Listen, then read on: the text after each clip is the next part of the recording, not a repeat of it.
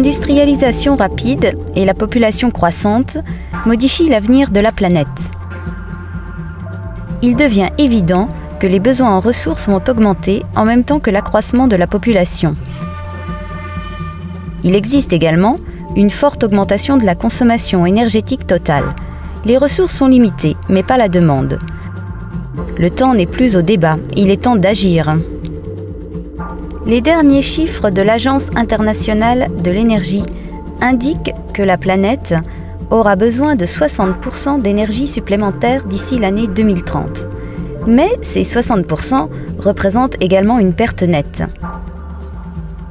I think it's quite amazing that today we still accept that power plants are wasting around 60% of the energy. Comment toute cette énergie va-t-elle être produite et est-il seulement possible d'en créer suffisamment pour satisfaire les besoins de cette nouvelle demande?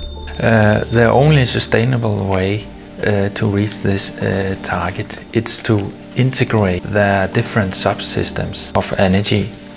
And this means the electrical system and the heat system.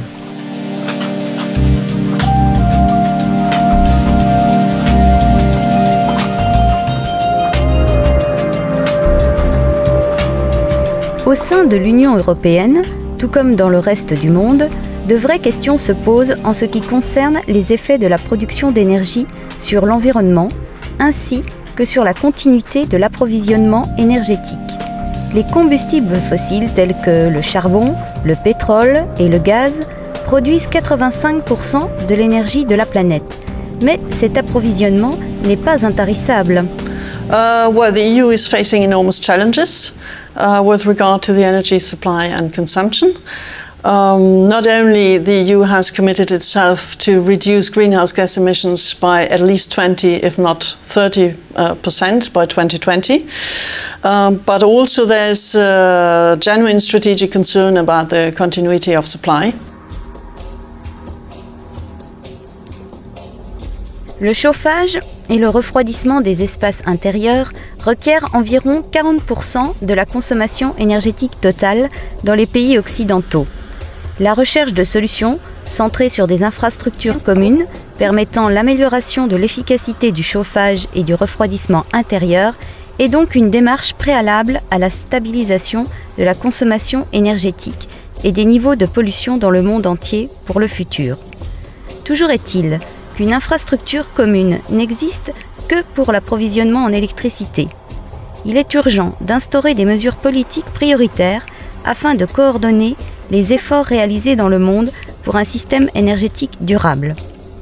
En ce qui concerne le débat énergétique de ces dernières années, un intérêt grandissant a été porté sur les nouvelles sources d'énergie alternatives qui pourraient remplacer, à l'avenir, certains des combustibles fossiles utilisés aujourd'hui. Le débat tourne autour des solutions haute technologie intelligentes pour le futur, alors que l'on a tendance à oublier que les sources d'énergie renouvelables ne pourront probablement pas remplacer la plupart des énergies fossiles utilisées à ce jour. Plus important encore, en matière d'économie d'énergie, nous avons également tendance à oublier ce qui est déjà possible grâce aux approches technologiques déjà éprouvées. Les concepts de chauffage et de refroidissement collectif sont bien des technologies éprouvées en matière d'efficacité énergétique. Elles sont malheureusement sous-exploitées de manière alarmante dans presque tous les pays occidentaux. Le concept du système énergétique collectif est simple mais efficace. Des utilisateurs multiples sont connectés via un réseau souterrain à un système collectif de chauffage ou de refroidissement, lui-même raccordé aux sources d'énergie écologique. Ces dernières peuvent être issues de productions combinées de chaleur et d'électricité, ou de chaleur résiduelle industrielle, ou de sources d'énergie renouvelable telles que la biomasse, les sources géothermiques naturelles de chauffage et de froid. I'm amazed that district heating and cooling is a very well hidden secret people don't know about. That's very simple. We sometimes when me and my friends are discussing this problem, we're talking about is it a low-high technology or a high-low technology? Because it definitely is not the high technology that everyone is looking for. It's a very low-profile technology, very easy to fulfill, but it has very large benefits. Most people, they don't know what district energy is. And the reason is that because it's in pipes. It's a pipe system buried in the ground. And also it is well functioning. We have known this technology for more than 100 years. But it seems that if you have a large problem, you also have a very complex solution. But it's not needed here. If you have these kind of systems, you can solve lots of the energy problems, but looking where have we a resource and where have we demand and connect it with pipes. That's very simple. Les systèmes énergétiques collectifs produisent et acheminent de la vapeur, de l'eau chaude ou de l'eau froide à travers un réseau de canalisation souterraine conçu pour chauffer ou refroidir les bâtiments d'une zone donnée. Les systèmes énergétiques collectifs réduisent les coûts énergétiques et les émissions de gaz à effet de serre tout en libérant un espace précieux dans les bâtiments grâce à des équipements de production centralisés. De plus, l'utilisation des ressources en combustible peut être optimisée grâce à la gestion efficace des équipements. L'intérêt de ce système tient dans sa faculté à pouvoir utiliser plusieurs sources d'énergie primaire et à rendre l'énergie renouvelable plus efficace grâce à des économies à plus grande échelle. It's our experience that the most efficient way to use biomass is to use it in large scale. It's much more cheap to use wood chips, wood pellets, also solar collectors and geothermal energy if we can do it in large scale compared with individual solutions. For instance, it's not possible to use geothermal energy as individual solutions due to the huge investments. So therefore, if we want to increase the share of renewable energy in Europe, it's vital that we focus on larger schemes.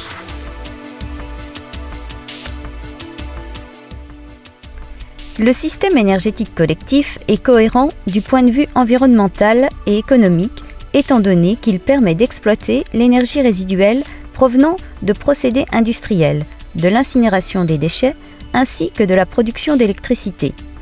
Ce système est également très flexible en matière d'énergie primaire, ce qui le rend très simple à combiner aux sources d'énergie renouvelables qui deviennent souvent bien plus efficaces lorsqu'elles sont utilisées sur une large échelle. De plus, il améliore la sécurité et la fiabilité de l'approvisionnement en chauffage et en refroidissement pour les consommateurs, et ce, même en cas de crise de l'approvisionnement énergétique. You can change out fuel in the short run. Just within a few hours, you can start up a new boiler unit running on a different kind of fuel. For example, even coal, which is very cheap to store. So both in a very short run, but also in a longer run, the district energy system is superior to other energy supply systems. La valeur ajoutée perceptible par le client dépend des économies réalisées par l'exploitant du système énergétique collectif. Si l'on compare cela par rapport aux sources d'énergie centralisées ou aux solutions individuelles, telles que les chaudières ou les dispositifs de climatisation, le chauffage électrique, les pompes à chaleur individuelles ou les installations de cogénération. L'intérêt économique du système énergétique collectif est réellement important quand on examine tous ses points forts. Investissement financier moins important dans les équipements liés au bâtiment, charges d'exploitation et de main-d'œuvre réduites, système d'exploitation simplifié. Cela signifie des coûts réduits sur l'eau, les produits chimiques de traitement, les assurances et le combustible et, en règle générale, une meilleure efficacité sur l'exploitation grâce à des économies d'échelle et à une meilleure souplesse. Par ailleurs, ces systèmes permettent d'économiser de l'espace dans les environnements urbains parfois très denses. Ce gain de place peut être utilisé pour d'autres productions en déplaçant des équipements mécaniques, des conduits ou des tours de refroidissement. There are a lot of benefits, especially if we only put focus on the economical benefits. But what's probably more important is that when we establish huge district energy systems, we can reduce the amount of chimneys from 10,000 to 1 chimney. And that means that we do not have to clean the flue gases at 10,000 chimneys, but we can put focus on how we can treat the flue gases in the most environmental friendly way at only 1 chimney.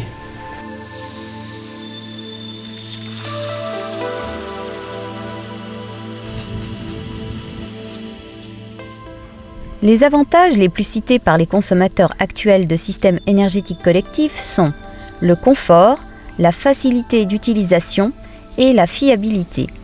La plupart d'entre eux fonctionnent à un niveau de fiabilité de 4/9, ce qui signifie que le service est disponible 99,99% du temps. En effet, la fiabilité opérationnelle est la caractéristique principale des systèmes énergétiques collectifs. Du point de vue du consommateur, il existe de nombreux avantages à connecter un bâtiment au système énergétique collectif.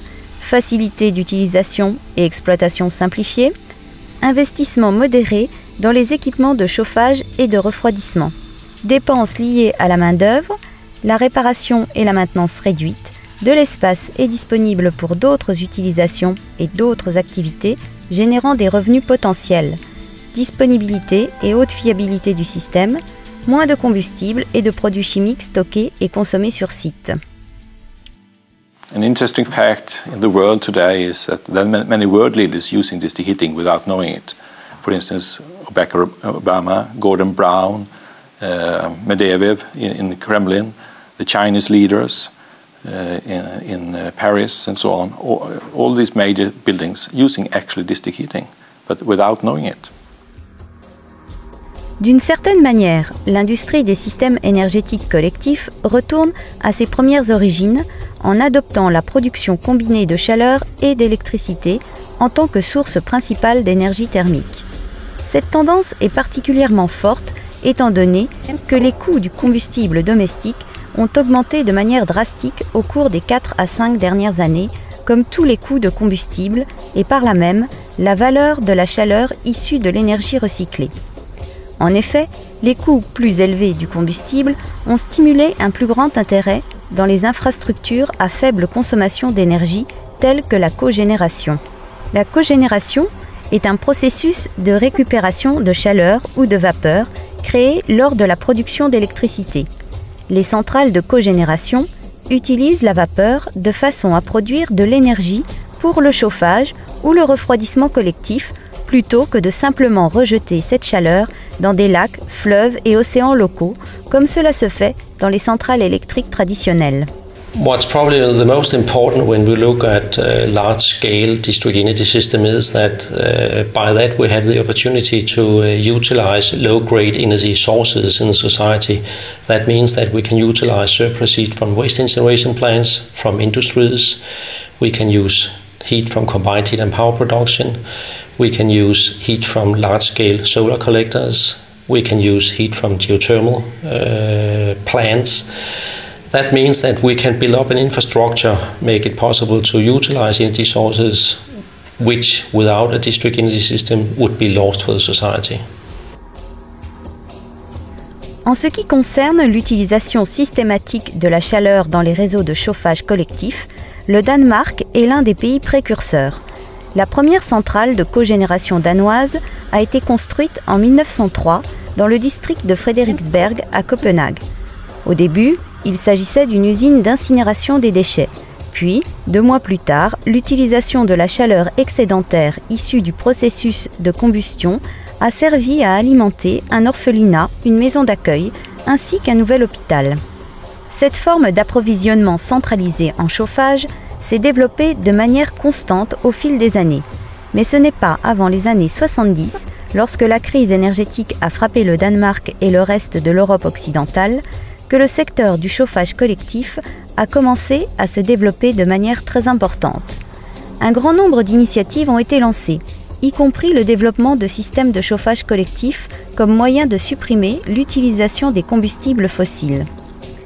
Après que la loi sur l'approvisionnement en chaleur ait été instaurée en 1979, les choses ont vraiment démarré. Depuis, la part de marché totale du chauffage collectif a augmenté de 30 à 60% pour l'habitat individuel, représentant environ 50% du marché total. Plus important encore pour les consommateurs, la consommation d'énergie fossile pour générer 1 MWh de chaleur a été réduite de 1,2 MWh à 0,5. Well, in Europe, 3/4 of the population live in cities, and almost 70% of all energy demands occur in cities. And this density offers certainly great opportunities. And heating plants allow to have a close look at where are the heat sources in an urban environment and where are the heat sinks, and to make it possible to link these without using extra fuels or extra energy sources. And if the EU speaks about the third industrial revolution when referring to its energy targets, that revolution requires a system change that can only be driven by systematic planning. Conséquemment au plan sur le chauffage collectif est désormais la source principale du chauffage domestique et de l'eau chaude sanitaire au Danemark. Un tel système est essentiel pour atteindre les objectifs du secteur du chauffage en termes de développement durable. L'expansion du chauffage collectif au cours des 30 dernières années a permis de développer le rôle des centrales de cogénération. Depuis, les autorités danoises ont mis en place un certain nombre de centrales de cogénération utilisant des technologies à faible émission de carbone. Le port maritime de Gdynia, dans la province de Poméranie, accueille l'un des plus vastes réseaux de chauffage collectif polonais. Tout comme la ville de Gdansk et la ville balnéaire de Sopot, Gdynia fait partie d'une zone métropolitaine connue sous le nom de Tri-City. Jusqu'en 1989, le chauffage collectif était répandu en Pologne, bien que l'infrastructure elle-même était dépassée et victime des fuites, d'érosion et de déperditions importantes. Après la chute du communisme, de nombreuses personnes ont rejeté l'idée du chauffage collectif, bien que ce soit une source d'énergie efficace. C'était le souvenir des périodes sombres pendant lesquelles les cheminées crachaient des quantités importantes de poussière de charbon. The Polish district heating sector has undergone quite extensive refurbishment already. Still, we can say in comparison with the most advanced Western European systems, there's still quite some scope for improvement. But the biggest challenge for the Polish energy sector will certainly be to shift from the from the massive use of coal to using more sustainable fuels. And that's system change, or that fuel shift, will certainly need to be driven mainly by the electricity sector, but district heating and cooling by recovering the waste heat from those plants will certainly continue to be a very important element for optimizing the system. Pendant plus de 40 ans, la société locale de chauffage collectif OPEC a fourni de la chaleur à ses consommateurs à Gdynia et dans les environs. À la suite d'un emprunt auprès de la Banque mondiale en 1994, des millions de dollars ont été investis dans la modernisation du réseau de chauffage collectif d'origine, des sous-stations et des régulations automatiques. Par le passé, OPEC avait de très sérieux problèmes pour remédier aux déperditions thermiques et aux fuites d'eau, aux consommations d'électricité dangereusement élevées, aux coupures pendant l'été qui provoquaient un manque de confort pour les consommateurs, à la pollution de l'environnement causée par les importantes émissions et à un grand nombre de pannes causées par l'ancienneté de l'infrastructure. Les conséquences de l'investissement d'OPEC dans ce projet sont positivement indéniables. Les résultats de la modernisation correspondent à la volonté de création d'un système de chauffage collectif au niveau européen, une amélioration du niveau de vie de la collectivité, un effet écologique provenant de la réduction des émissions de gaz toxiques. Les avantages de ce projet pour les consommateurs sont également exceptionnels. Le plus important est peut-être la réduction de 49% des coûts de l'énergie calorifique.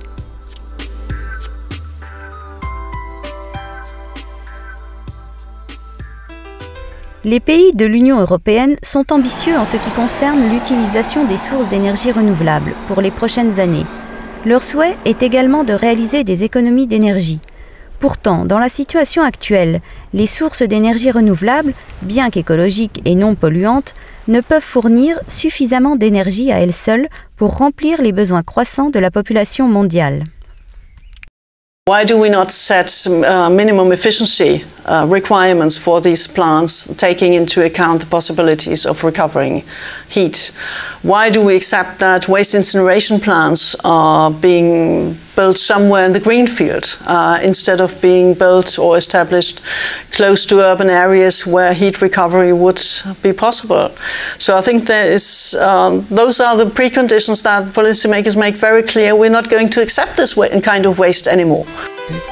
Les directives les plus récentes de la Commission européenne soutiennent fortement les systèmes de chauffage et de refroidissement collectif. Ils sont recommandés en tant que système énergétique efficace et progressif, surtout en ce qui concerne l'aménagement du territoire. Aujourd'hui, ce n'est pas une législation, seulement une recommandation, mais c'est une étape de plus dans la bonne direction. So the big news is that within the new directive, the EU wants to promote renewable energies in different sectors, including the heating and cooling sector. So member states will be required to draw up national plans and to set targets for the different sectors and explain how they're going to reach those targets. And this includes outlining, first of all, give consideration to the need of establishing new district heating networks and or expanding existing district heating and cooling networks and or refurbishing existing district heating and cooling networks.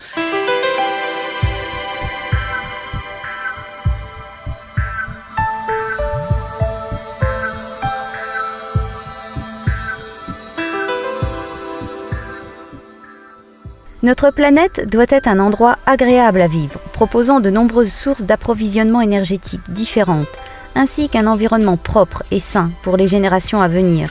Ce système est efficace et rentable pour les collectivités locales. C'est également un choix raisonné pour l'environnement.